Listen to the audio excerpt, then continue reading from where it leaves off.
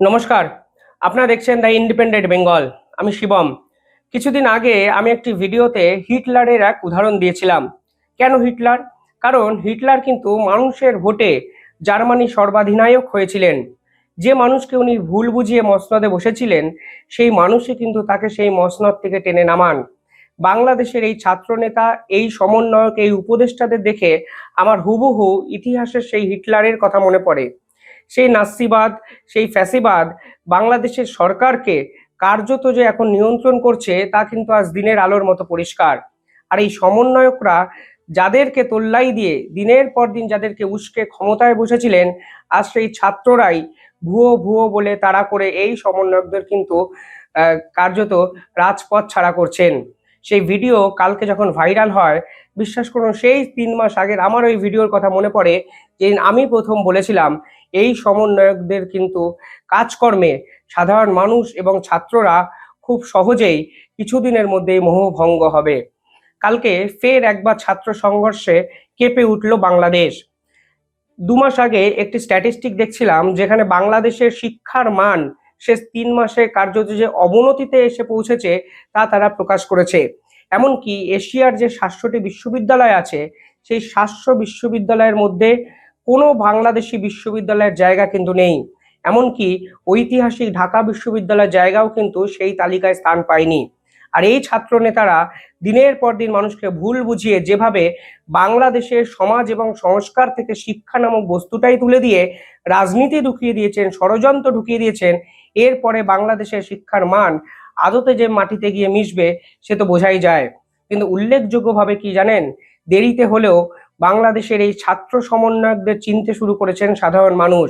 এবং যে ছাত্রদেরকে দিনের পর দিন উস্কে এই সকল ছাত্ররা নেতা হয়ে গেছিলেন রাতারাতি, সেই ছাত্ররাই এই নেতাদের কিন্তু তাড়া করতে শুরু করেছেন। এটি ছোট ভিডিও আপনাদের দেখাই, তাহলে দেখবেন হাসনাত কাল এই পুরো ছাত্র আন্দোলন বা এই বিক্ষোভের মধ্যে ঢুকে নেতা সাজতে গিয়ে ছাত্রদের দ্বারাই কিন্তু নিগৃহীত হলেন, এমনকি পালিয়ে তাকে বাঁচতে হলো। কিছুদিন আগে এই হাসনাতের আরো একটি ভিডিও দেখিয়েছিলাম, যেখানে দুই পক্ষের সংঘর্ষের ঝামেলা মেটাতে গিয়ে সাংবাদিকরা তাকে ঘিরে ধরে প্রশ্ন করেছিল, এই বৈষম্য কি আপনারা বাংলাদেশে আনতে চেয়েছিলেন? মানে যে বৈষম্যর কথা আপনারা বলে ক্ষমতায় এসছেন, এখন আপনারা ক্ষমতায় বসে দেখা যাচ্ছে বৈষম্যটি আসেইনি, উল্টে সমাজের পরিস্থিতি আরো খারাপ জায়গায় পৌঁছেছে। কাল একদম রিপ্লে কপি, এখানে হাসনাতকে তাড়া করলো ছাত্ররা, যে ছাত্ররা হিটলারের মতো তাকে একসময় সম্মান দিয়ে সমাজের নেতা করে দিয়েছিল। ভিডিওটা দেখুন, তাহলে আপনারা বুঝতে পারবেন 3 মাস আগে বলা আমার কথা আজ কি মিলছে। ইতিহাস এটাই, জিও পলিটিক্স এটাই। ভিডিওটা একবার দেখুন, তারপর আমি বাকি কথায় ভিডিও রিলেটেড বলবো। আমার মনে হয় আপনারা আমার সঙ্গে সহমত হবেন।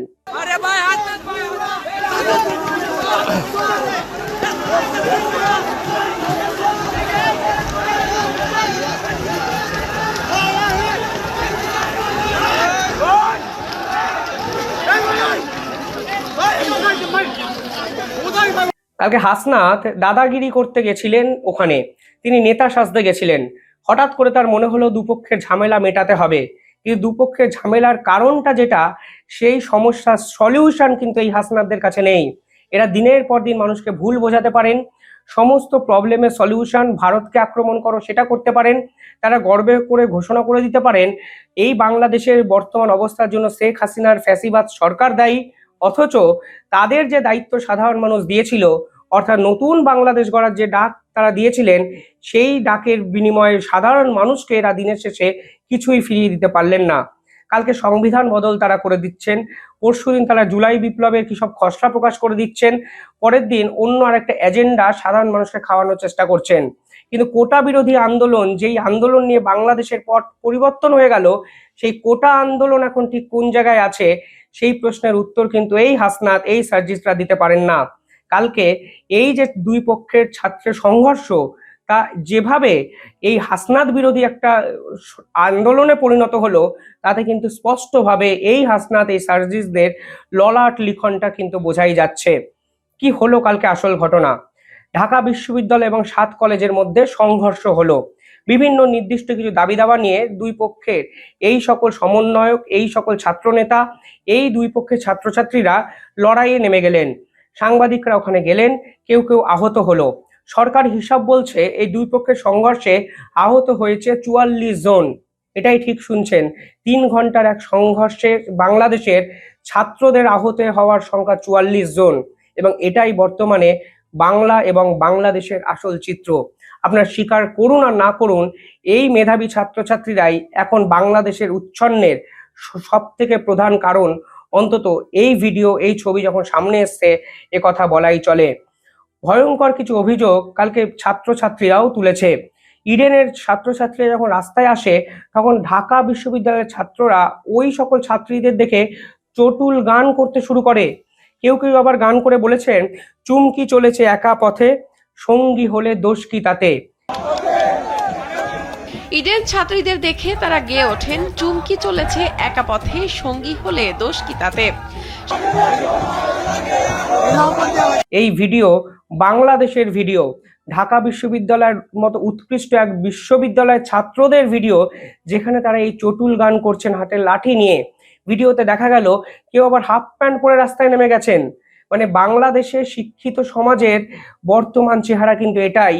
আপনি স্বীকার করুন বা না করুন, এরা দেশ গড়ার নামে মিথ্যা স্বপ্ন দেখিয়ে বাংলাদেশের মানুষদের যে ভুল পথে চালিত করছেন, তার ফলস্বরূপ আজকের এই ভিডিও, এই ছবি, যেখানে মহিলারাও কিন্তু তাদের এই উত্তক্ত বাক্যবান থেকে রেহাই পেলেন না। 7 কলেজের শিক্ষার্থীরা পরবর্তীকালে একটি প্রেস কনফারেন্স করেন। সেই প্রেস কনফারেন্সে তারা দাবি করেছেন, কোথায় প্রধান উপদেষ্টা নাহিদ ইসলাম, কোথায় শিক্ষা উপদেষ্টারা, কেন ইমিডিয়েটলি মিটিং এ বসছেন না? ইমিডিয়েটলি মিটিং এ বসতে হবে। উল্লেখ্য বিষয় কি জানেন, এই প্রধান উপদেষ্টা দিনের পর দিন এই ছাত্রদের তোল্লাই দিয়ে, দিনের পর দিন এই ছাত্রদেরকে মগডালে তুলে নিজে কেটে পড়ার একটা ফোন দিয়ে এঁটেছেন। এই প্রধান উপদেষ্টা চান 17 বছর বয়সে যেন ছাত্ররা ভোট দিয়ে দেশ গড়তে পারে। আসলে এই প্রধান উপদেষ্টা সমস্ত ছাত্র রাজনীতি, শিক্ষিত সমাজ এবং বাংলাদেশের সংস্কৃতি প্রবণ ব্যক্তিত্বদের মধ্যে রাজনীতি ঢুকিয়ে দিয়ে রাজনীতিকরণ করতে চাইছেন।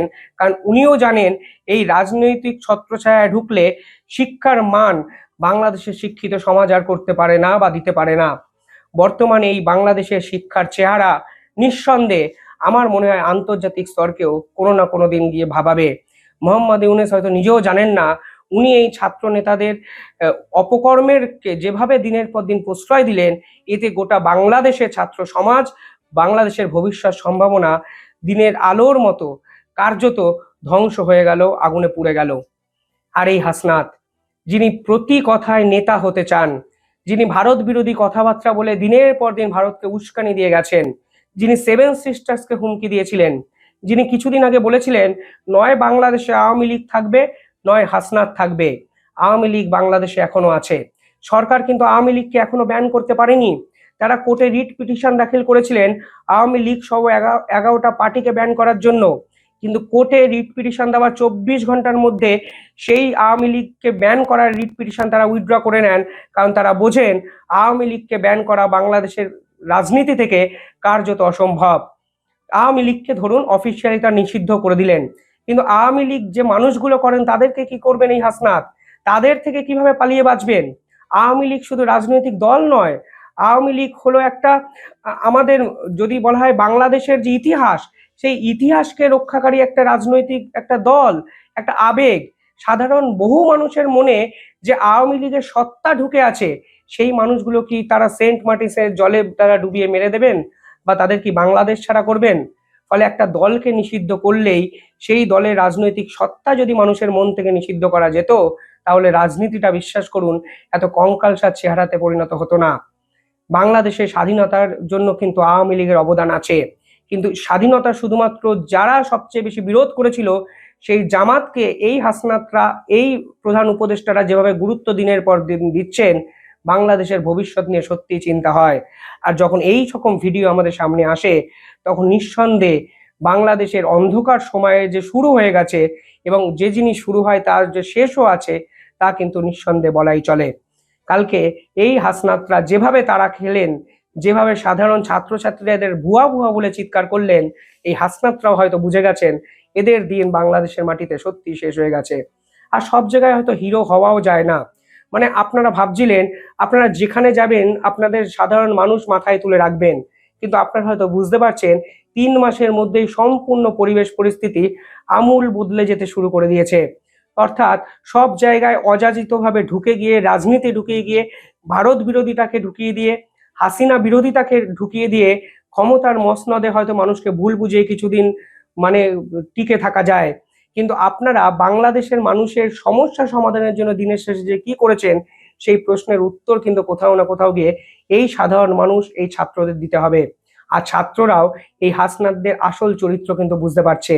কোটা বিরোধী আন্দোলন এখন কোথায় গেল? সমস্যার সমাধান আদৌ হলো কিনা? কেন জুলাই বিপ্লবের নামে গড়া ফান্ডের কোটি কোটি টাকার হিসেব তারা সাধারণ মানুষকে দিতে পারছেন না? কেন দেশের মুদ্রাস্ফীতি চরম সীমায় পৌঁছেছে? কেন জিনিসপত্রের উপর ভ্যাট লাগাতে বাধ্য হয়েছে রাষ্ট্রের সরকার? কেন ব্যাংকে টাকা নেই? কেন বৈদেশিক মুদ্রার পরিমাণ দেশে কমতে শুরু করে দিয়েছে? কেন বস্ত্রশিল্প কার্যত উঠে গেল বাংলাদেশ থেকে? এই সমস্ত প্রশ্নের কিন্তু উত্তর এই সমন্বয়ক, এই উপদেষ্টা বা মোহাম্মদ ইউনূসের সরকারের কাছে নেই। কেন এই ছাত্র আন্দোলনকে দিনের পর দিন প্রশ্রয় দেওয়া হচ্ছে? কেন এই ছাত্র আন্দোলনের নামে বাংলাদেশে কার্যত সাধারণ মানুষের স্বপ্নকে ভেঙে দেওয়ার ভণ্ডামি চলছে? সেই প্রশ্নের উত্তর কিন্তু এই হাসনাতদের কাছে নেই। আওয়ামী লীগ উঠিয়ে দিলেই বাংলাদেশের যাবতীয় সমস্যার সমাধান হয়ে যাবে, এই ভাওতাবাজি বা এই রকম বুদ্ধি কিন্তু সাধারণ মানুষ এর পিছনে যে কি ষড়যন্ত্র লুকিয়ে আছে বুঝতে শুরু করে দিয়েছেন। আর মানুষ তো বলছেই আগেই হয়তো তারা ভালো ছিলেন। অন্তত ছাত্রদের মধ্যে এই বিশৃঙ্খলা, এই উচ্ছৃঙ্খলা, এমনকি দুই পক্ষের সংঘর্ষ ক্ষমতা দখলের জন্য এই চিত্র হয়তো সাধারণ মানুষ দেখা ডিজার্ভই করেন না। হাসনাতরা যেভাবে তারা খাচ্ছেন, যেভাবে এরা ভুয়ো ভুয়ো শুনছেন, আমার তো মনে হয় বাংলাদেশের ইতিহাসে কোনোদিন যদি ইতিহাস লেখা হয়, এই হাসনাত সার্জিসদের বাংলাদেশের ধ্বংসের, সমাজকে ক্ষতিকর একটা এলিমেন্ট নামে কোনো না কোনো দিন চিহ্নিত হবেন। বাকিটা আপনারা বলবেন। সত্যি আপনারা হাসনাত সার্জিসদের দেশ গঠনের দায়িত্ব দিয়েছেন বলে সেদিনও যেমন হাসি পেয়েছে, আজ দেখুন হাসি পাচ্ছে না, আজ কিন্তু অনেকটা কষ্ট পাচ্ছি, খারাপ লাগছে যে এরাই ছাত্র নেতা, অথচ এরাই প্রত্যেকটা ক্ষেত্রে মানুষকে ভুল বুঝিয়ে মিসগাইড করে যাচ্ছেন। আলটিমেটলি বাংলাদেশের যে আসল চরিত্র তা আন্তর্জাতিক স্তরে দিনের পর দিন কিন্তু কমতে শুরু করে দিয়েছে। কিভাবে আপনারা মান সম্মান রেকটিফিকেশন করবেন আমি জানি না। শুধুমাত্র ভারত বিরোধিতা করে একটা দেশ চলবে সেটাও তো হয় না। দিনের শেষে আপনার ভারতের থেকে চাল, ডাল, ডিম, দুধ সবকিছুই নিচ্ছেন, সব সুযোগ সুবিধা আপনারা অ্যাডপ্ট করছেন। ভারত সরকার শুধুমাত্র হাসিনার কথা ভেবে, বাংলাদেশের মানুষের কথা ভেবে আপনাদেরকে প্রশ্রয় দিচ্ছে। কিন্তু দিনের শেষে আপনারাও যে মানুষকে ভুল বোঝাচ্ছেন তা তো মানুষও আজকে বুঝতে পারছে। আর এই গোটা ঘটনায় আরো এক প্রশ্ন তুলতে ইচ্ছা করছে যে আপনাদের দেশের আইন উপদেষ্টা কোথায়? কোথায় গেল বিজেপি? এই সংঘর্ষ বাংলাদেশের সেনাবাহিনী ইচ্ছা করলে 5 মিনিটে থামিয়ে দিতে পারে। আজকে বিজেপি এত বড় বড় কথা সীমান্ত নিয়ে বলে, তার নিজের দেশের সমাজের এই অবস্থা তারা কি চোখে দেখতে পাচ্ছে না? আপনারা এখনো বুঝতে পারছেন না এক বৃহত্তর ষড়যন্ত্র, সেই ষড়যন্ত্রের একমাত্র সাফারার ভোগান্তি কিন্তু সাধারণ মানুষেরই হবে। যখন হবে তখন দেখবেন আপনাদের কাছে পড়ে থাকার মতো আর কিছুই নেই। কি ভাবছেন কমেন্টে জানাবেন। আর এই হাসনাতদের ভূমিকা নিয়ে আপনারা কি বলতে চান আমাকে কমেন্টে জানালে আমি পরবর্তী ভিডিওতে আপনাদের নাম করে এই বিষয়গুলো তুলে ধরতে পারি। ধন্যবাদ।